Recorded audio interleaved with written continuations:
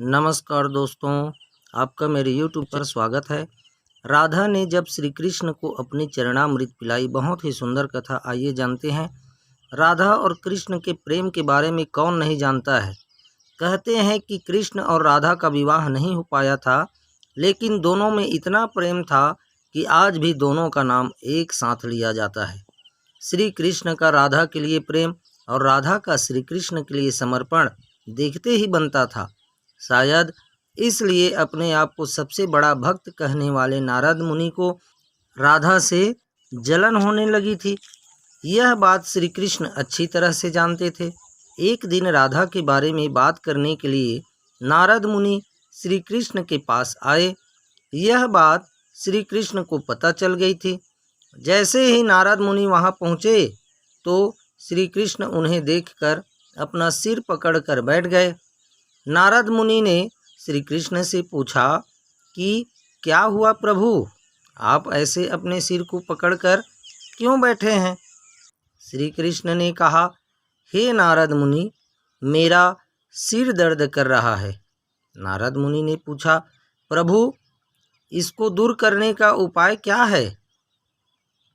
तब श्री कृष्ण ने कहा, अगर मैं अपने सबसे बड़े भक्त का चरणामृत पी लूँ तो इसे दूर किया जा सकता है।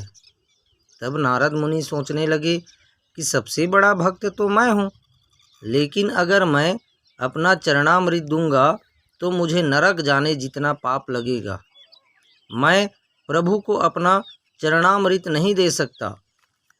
कुछ देर सोचने के बाद उनके मन में राधा का विचार आया और वे सोचने लगे कि लोग राधा को भी तो श्री कृष्ण का सबसे बड़ा भक्त मानते हैं, इसलिए क्यों न उनके पास जाकर पूछा जाए।